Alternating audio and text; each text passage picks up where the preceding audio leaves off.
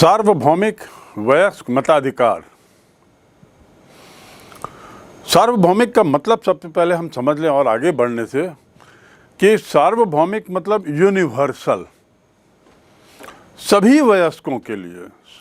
सार्वभौमिक सभी वयस्कों के लिए जो लागू है ऐसा अधिकार। इसका दूसरा अंग्रेजी में अनुवाद होता है यूनिवर्सल एडल्ट सफरेज, फ्रेंचाइजी के अलावा यूनिवर्सल एडल्ट सफरेज। अब भारत में सार्वभौमिक अधिकार मताधिकार का प्रावधान क्यों किया गया? हमारे संविधान निर्माताओं ने क्या सोचकर भारत की ऐसी विषम परिस्थितियों में, जिसका हम जिक्र बार बार पूर्व में कर चुके हैं, उन्होंने वयस्क मताधिकार और वो भी सार्वजनिक सार्वभौमिक मताधिकार का प्रावधान करने का खतरा मोल लिया।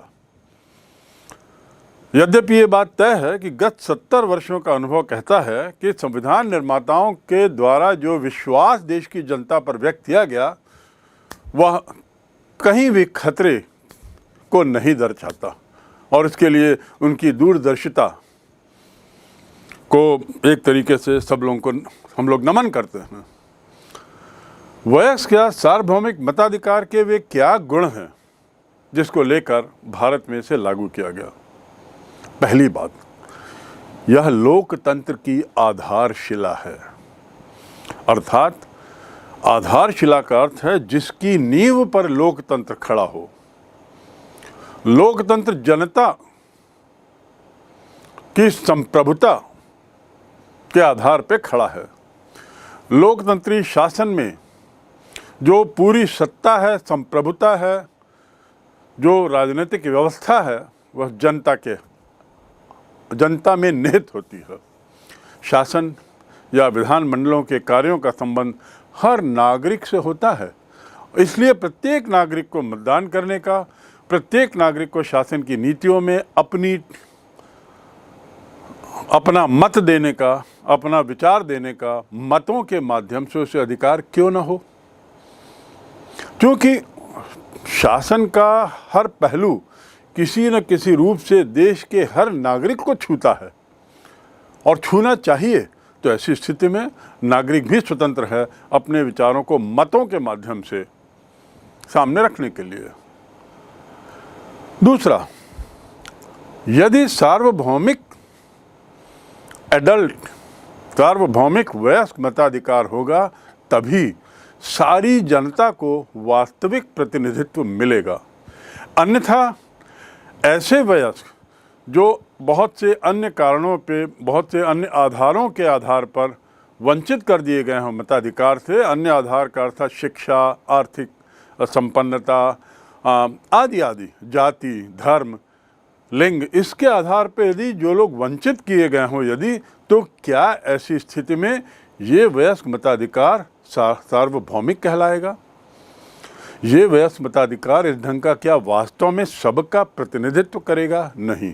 तो संपूर्ण जनता का वास्तविक प्रतिनिधित्व तभी होता है जब वयस्क मताधिकार सार्वभौमिक हो।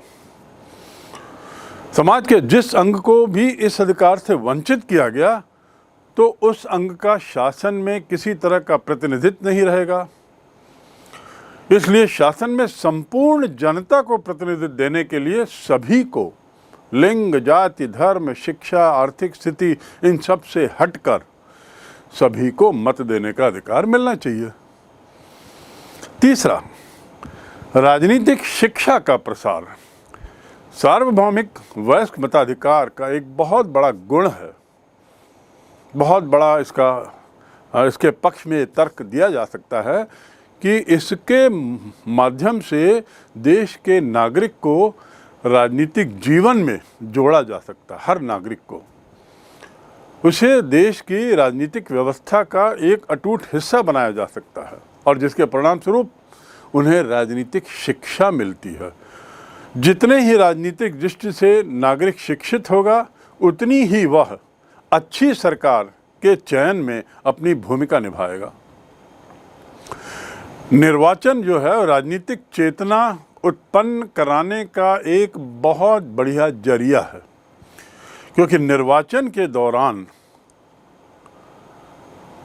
चुनाव की जो प्रक्रिया होती है उसमें उम्मीदवार अपने अपने विचारों से जनता को व्यक्तिगत रूप से अवगत कराते हैं और ऐसा कराते हुए वे एक तरीके से राजनीतिक जागरूकता, राजनीतिक चेतना जनता में फैलाते हैं, नागरिकों में फैलाते हैं।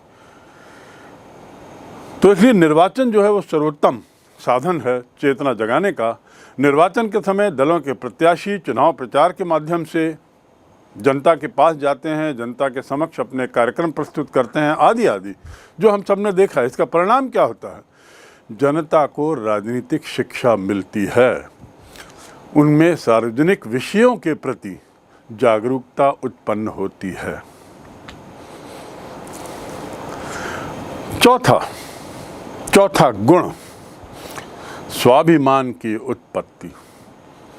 स्वाभिमान से तात्पर्य है समाज का जो वर्ग है, जो दबा हुआ है, जो नीचे गिना जाता है समाज में भारत के, जब इस समाज के लोगों के पास उम्मीदवार जो भावी एमएलए या भावी एमपी बनने का सपना देख रहा है और संभवतः जो बहुत धनी है, वह उम्मीदवार जब इन समाज के निम्न तबकों के लोगों के द्वार पे पहुंचता है तो उससे इस तबके के लोगों का स्वाभिमान जागता है,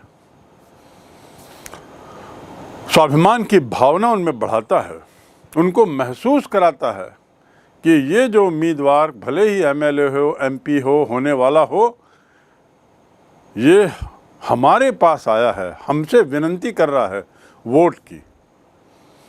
ये भावना बहुत महत्वपूर्ण है भारतीय समाज में। खासकर निर्वाचन के समय धनवान व्यक्ति भी उसके पास वोट के लिए जाता है और जब ऐसा होता है तो वह तबका जो निर्धनता की ज़िंदगी जी रहा है, जो कंगाली की ज़िंदगी पर है, जो लोअर मिडिल क्लास के लोग हैं, उनमें एक तरीके से स्वाभिमान जागता है।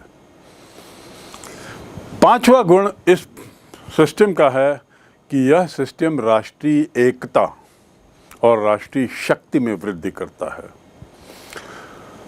सभी लोग, सभी एडल्ट, सभी वयस्क एक प्लेटफॉर्म पर हों तो एकता की भावना पनपती है, क्योंकि सभी जनता अपने आप को राष्ट्र का अभिन्न अंग मानते हुए, उसके प्रति पूर्ण निष्ठा रखते हुए मतदान करती है और यह मानती है कि जो भी ऊपर राजनीतिक सत्ता में आएगा वह मेरे कारण आया है, उसके सत्ता में आने के पीछे मेरा भी कुछ योगदान है।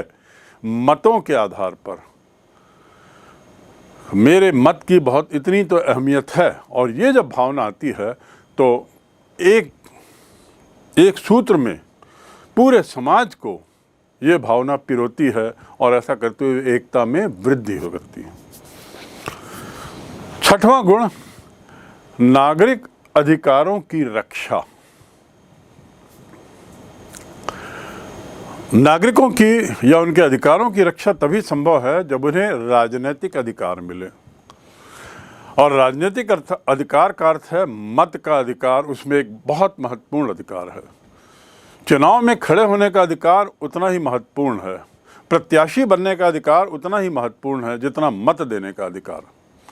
तो इसलिए स्वरक्षा के लिए जरूरी है कि इसे मत का देने का अधिकार मिले, और इसीलिए सार्वभौमिक वयस्क मताधिकार का प्रावधान, और इसीलिए ये उसका गुण है, सगुण है।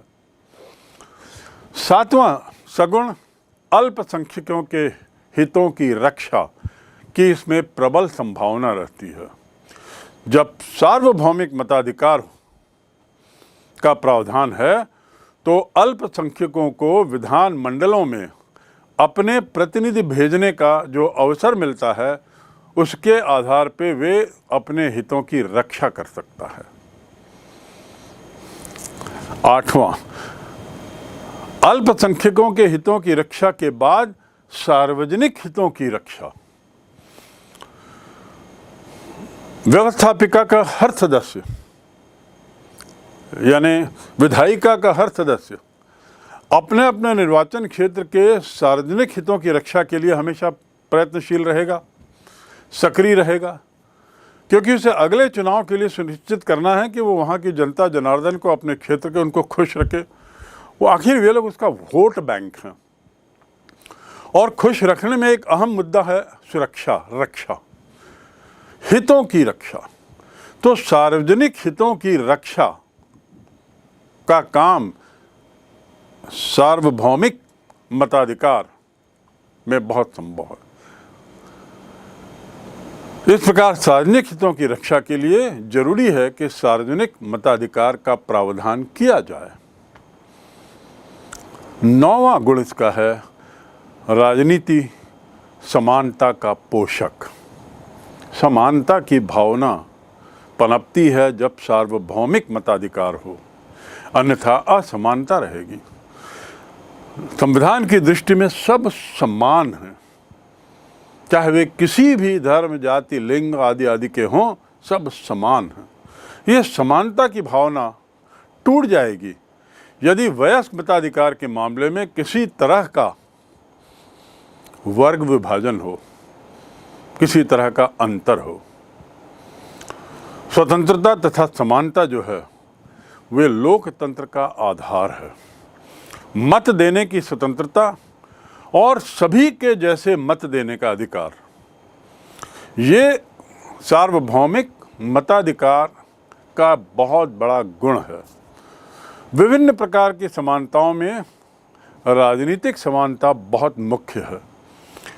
वो इसलिए क्योंकि राजनीतिक समानता ही वास्तव में ये महसूस कराती है हर व्यक्ति को कि वह उस देश का उतना ही महत्वपूर्ण नागरिक है जितना कोई अन्य, चाहे वह कितना भी अमीर हो, कितने भी उच्च पद पर हो।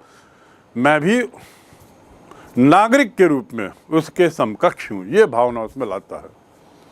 और इसको कार्य रूप में परिणत करने के लिए जरूरी है कि सभी वयस्कों को, सभी वयस्क नागरिकों को बिना किसी भेदभाव के मताधिकार मिले। इसीलिए सार्वभौमिक मताधिकार, सार्वभौमिक वयस्क मताधिकार। अंतिम है निरंकुशता पर रोक। निरंकुशता मतलब क्या होता है? तानाशाही।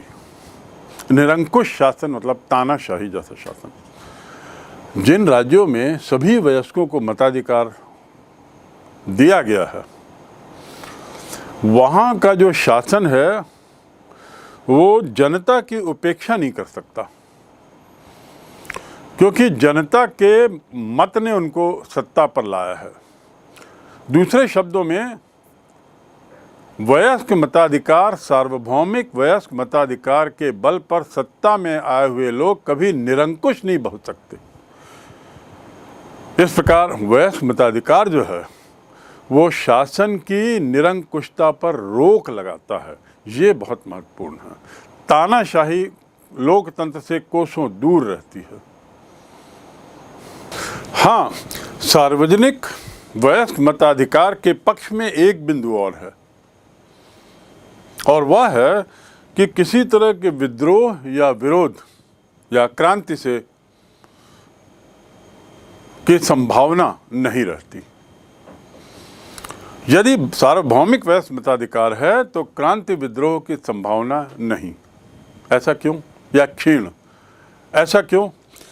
कारण स्पष्ट है कि जब सभी व्यक्तियों को अन्य सभी कारकों को छोड़कर समान रूप से मत का अधिकार दिया गया है, समान रूप से मत का अधिकार दिया गया है, तो उसमें ये भावना कतई नहीं रहती कि वह समाज सरकार के विरोध में अपने को खड़ा करे। उसकी जो भावनाएं हैं वह मत के जरिए से व्यक्त कर सकता है। यदि वह सरकार से नाखुश है तो सरकार बदलने के लिए मताधिकार का उपयोग कर सकता है, आदि आदि। दूसरे शब्दों में सार्वभौमिक वयस्क मताधिकार एक ऐसा जरिया है जिससे क्रांति या विद्रोह जैसी अनहोनियों को रोका जा सकता है। ये इसका एक अन्य गुण है। वैसे तो उसके सार्वभौमिक वयस्क मताधिकार के कुछ और भी गुण हैं, लेकिन हमारी आपकी समझ के लिए इतने पर्याप्त हैं। और अब हम थोड़ा जाते हैं इसके दुर्गुण क्या हैं, या वयस्क मताधिकार के विपक्ष में लोग क्या तर्क देते हैं, क्या इसके दोष हैं, थोड़ा उन पे भी ध्यान दें। सर हेनरी मैन और लॉर्ड मैकॉल ऐसे विद्वानों ने इस मताधिकार की बड़ी कटु आलोचना की है, जिसे सार्वभौमिक मताधिकार कहते हैं। लॉर्ड मैकॉल तो एक कदम आगे, उन्होंने कहा है कि ये तो व्यापक बर्बादी है, it is a vast spoilation. Hindi में उसका अनुवाद हुआ व्यापक और बर्बादी। उनका कहना जो है उसके आधार पे उनके कुछ तर्क हैं। उन विचारकों के तर्कों पर एक नज़र डालें, जिसके आधार पे वे वयस्क मताधिकार को एक बहुत बड़ा दोष मानते हैं। पहला है कि वयस्क मताधिकार इसलिए गलत है, सार्वभौमिक वयस्क मताधिकार इसलिए गलत है क्योंकि अधिकांश जनता जो होती है वो अशिक्षित होती है, वो मूर्ख होती है। ऐसी जनता के लिए जानना कठिन होता है कि कौन सा उम्मीदवार उचित प्रतिनिधित्व करेगा, कौन सा प्रतिनिधि योग्य है, कौन सा अयोग्य है। और इसलिए ऐसे अशिक्षित और मूर्खों को मताधिकार दे दिया जाए तो शासन जो है वो अयोग्य व्यक्तियों के हाथ में चला जाएगा और ऐसा होने की संभावना और बढ़ जाएगी। लवेस एक और विचारक हैं, उन्होंने ठीक ही कहा है कि अज्ञानियों को मताधिकार दो, आज ही उनमें अराजकता फैल जाएगी और कल अराजकता के बाद जो होता है, ये पूरे इतिहास में आप देखेंगे जब अराजकता होती है तो उसके बाद हमेशा निरंकुश शासन आता है। निरंकुश और तानाशाही शासन जो डेमोक्रेसी या लोकतंत्र का बिल्कुल ऑपोजिट है। तो ये शंका विपक्ष के विचारक रखते हैं कि तानाशाही का जन्म होगा और ऐसे लोगों को मताधिकार क्यों देना जो अशिक्षित हों, जो मूर्ख हों क्योंकि अशिक्षित हैं, आदि आदि। दूसरा जो तर्क है वह है राजनीतिक समस्याओं को समझने में असमर्थता। इस तर्क का संबंध भी पहले तर्क से काफ़ी कुछ जुड़ा हुआ है। अधिकतर लोग अशिक्षित होते हैं। यहाँ पर राजनीतिक शिक्षा की बात हो रही है, राजनीतिक दृष्टि से शिक्षित नहीं रहते और क्योंकि वो राजनीतिक दृष्टि से जागरूक नहीं रहते, सचेत नहीं रहते, चैतन्य नहीं रहते, इसलिए राजनीतिक समस्याओं की पेचीदगियों को भी सही तरीके से नहीं समझ पाते। और ऐसे में क्या होता है कि यदि मताधिकार दिया गया हो उनको, तो ऐसे लोग अपने मत का गलत उपयोग कर बैठते हैं जाने अनजाने में। आज के काल में शासन की समस्याएं बड़ी जटिल हो गई हैं। शासन की समस्याएं बड़ी जटिल हैं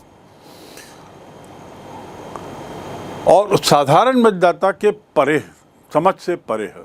हम और आपको भी सरकार की जो समस्याएं हैं, उसकी गहराइयां, उसकी पेचीदगियों को समझने में बड़ी कठिनाई होती है। तो कल्पना करिए वे लोग जो ग्रामीण क्षेत्र में रहते हैं, वे लोग जो निर्धन हैं और अशिक्षित हैं, वे लोग ऐसी राजनीति की कॉम्प्लेक्सिटी को, पेचीदगियों को कैसे समझेंगे। परिणाम क्या होता है कि निर्वाचन के समय अपने मत का ये सही उपयोग नहीं करते और इसलिए ये सुझाव है इन विचारकों का कि मत का अधिकार केवल उन वयस्कों को मिले जो शासन की बारीकियों को समझने में समर्थ हों। अब किसे समर्थ माना जाए, किसे गैर समर्थ माना जाए, इस पर विवाद हो सकता है। इसके कुछ पैमाने बन सकते होंगे, लेकिन फिलहाल इन विचारकों का तर्क सार्वभौमिक मताधिकार के पक्ष में नहीं है और उसका एक आधार राजनीतिक समस्याओं की पेचीदगियों को ना समझने की इनकी जो शक्ति है, ना समझ पाने की जो क्षमता है, वो एक बहुत बड़ा बाधा है। तीसरा दोष इस सिस्टम का, या तीसरा विचार, उनका कहना है विचारकों का कि मताधिकार केवल योग्य व्यक्तियों को ही देना उचित होगा। जॉन स्टुअर्ट मिल के अनुसार केवल योग्य व्यक्तियों को ही मताधिकार दिया जाना चाहिए। अर्थात वही बिंदु जो मैंने पहले कहा है, उन्हीं वयस्क नागरिकों को मताधिकार दिया जाए जो राजनीति की पेचीदगियों को समझते हों। अशिक्षित, अज्ञानी, ये लोग कैसे अपने मत का सही तरीके से उपयोग कर पाएंगे? जो अशिक्षित हैं उसमें बहुत से लोग अंधविश्वासी भी हैं। अंधविश्वासी लोगों से किस तरह के मतदान की आप अपेक्षा करते हैं? कैसे ये लोग समझेंगे कि इस दल की विचारधारा दूसरे दल की विचारधारा से बेहतर है? कैसे ये जानेंगे कि तीसरे दल की विचारधारा देश की एकता के लिए खतरा है? कैसे ये समझेंगे कि यह उम्मीदवार दूसरे उम्मीदवार से 20 है, आदि आदि? ये इनकी समझ के बाहर है, ऐसा इन विचारकों का कहना है।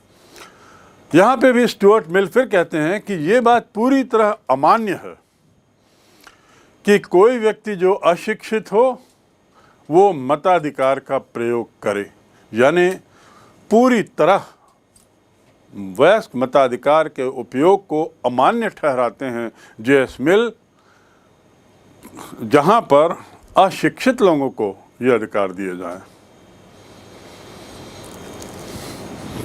चौथा विचार, चौथा तर्क वयस्क सार्वभौमिक वयस्क मताधिकार के विरोध में, वह है प्रगतिशील विचारों का विरोध। जनसाधारण में रूढ़िवादी लोग, परंपरावादी लोग, दकियानूसी विचारों वाले लोग, पुराने विचारों वाले लोग, इनकी संख्या हमेशा ज़्यादा रहती है। आपने देखा होगा, आपने महसूस किया होगा अपने डे टू डे लाइफ में। आप लोग जो इस वर्तमान युग के लोग हैं और इस जनरेशन के लोग हैं, ये अपने पूर्व के जनरेशन, अपने माँ बाप, अपने बड़े रिश्तेदारों की तुलना में अपनी समझ में अपने को ज़्यादा समझते हैं, ज़्यादा और हैं, ये एडवांस्ड हैं, आगे की ओर हैं। उनकी नज़र में उनके पूर्वज लोग सब रूढ़िवादी, परंपरावादी, दकियानूसी विचारों वाले हो जाते हैं। ऐसे लोग जो इस तरह के विचारों के हैं, स्वभावतः वो उदारवादी नहीं होते, लिबरल नहीं होते। वे लोग समाज सुधार के मामलों में दखल नहीं देना चाहते, बल्कि उल्टे समाज सुधार के किसी भी तरह के विचारों का विरोध करते हैं। सती प्रथा का विरोध करने वाले भारतीय तो थे ना, बहुत से भारतीय थे, लेकिन सती प्रथा के पक्ष में शायद ज़्यादा भारतीय थे, तभी तो सती प्रथा वर्षों दर वर्षों चली, सैकड़ों वर्ष चली। दास प्रथा का विरोध करने वाले लोग थे, लेकिन दास प्रथा भी भारत में कई वर्षों तक चली। बाल विवाह, इसका विरोध करने वाले लोग कुछ थे, लेकिन बाल विवाह की प्रथा इतने समय से चल रही थी जिसमें कोई विरोध नहीं था या पर्याप्त विरोध नहीं था, आदि आदि बहुत सी बातें। ये क्यों होता है? क्योंकि पुराने विचारों के लोग समाज में उस समय ज़्यादा रहते हैं। यदि वयस्क मताधिकार को सामान्य रूप से प्रचलित किया जाए तो शासन में रूढ़िवादियों की संख्या भी बहुत हो जाएगी, क्योंकि सामान्यतः देखा गया है जनता में रूढ़िवादी जनता ज़्यादा रहती है। तो सामान्य परिस्थिति में यदि इनको भी मताधिकार दिया जाए तो ऐसे रूढ़िवादियों की, परंपरावादियों की, जो पीछे की ओर ज़्यादा देखते हैं, उनकी संख्या ज़्यादा हो जाएगी। परिणाम देश के विकास में, देश के प्रगतिशील मार्ग में बाधाएं आएंगी। परिणाम यह होगा कि आधुनिक विचारों का विरोध होगा, और इसी को लेकर सर हेनरी मैन ने कहा है कि वयस्क मताधिकार संपूर्ण प्रगति का अंत कर देगा। यानी आप यदि सार्वभौमिक वयस्क मताधिकार का अधिकार देते हैं अपने देश में, तो मान लीजिए कि आप प्रगति के रास्ते से हट गए हैं, आपकी प्रगति समाप्त प्राय है। पांचवा तर्क दोष बताते हुए विचारवादी विचारक देते हैं, वह है भ्रष्टाचार को बढ़ावा। बहुत महत्वपूर्ण बिंदु।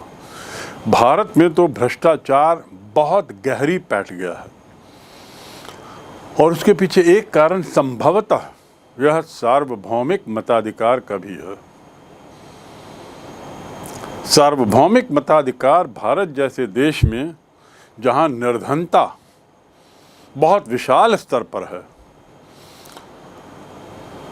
उसमें क्या हो रहा है कि धनवान लोग पैसा देकर निर्धन लोगों से एक तरीके से मत खरीद लेते हैं। ऐसे कई उदाहरण आए हैं। मत खरीदने का तात्पर्य क्या है कि उनसे वचन ले लेते हैं कुछ पैसा देकर कि आप मुझे ही मत दोगे, भले ही मैं उनकी दृष्टि में सक्षम हूँ या ना हूँ, उचित उम्मीदवार हूँ या ना हूँ, उचित प्रतिनिधित्व करूँगा या नहीं कर पाऊँगा, ये बात दूसरी। केवल मुझे पैसा मिला, उस पैसे की एवज में मैं आपको मत दूंगा। ये जो भ्रष्टाचार की जड़ राजनीति के अंदर है, वह बहुत खतरनाक है। मतों के पैसे के बल पर प्रत्याशियों द्वारा मतों को खरीदा जा सकता है और इस प्रकार निर्धनों के मत का कोई महत्व नहीं रह जाता। रिश्वत और भ्रष्टाचार बढ़ता है। उनके मतों का महत्व इसलिए नहीं क्योंकि वे सही व्यक्ति को मत दिए, बल्कि इसलिए उनके वोटों का महत्व नहीं है क्योंकि वे पैसों के आधार पर, उन्होंने भ्रष्ट प्रैक्टिस के आधार पर उन्होंने मतदान किया। ऐसी स्थिति में देश की राजनीतिक व्यवस्था को भी बहुत बड़ा खतरा हो जाएगा। भ्रष्टाचार को बढ़ावा देना, ये अगला दोष है। उसके बाद अगला दोष है धनवानों के हितों की हानि।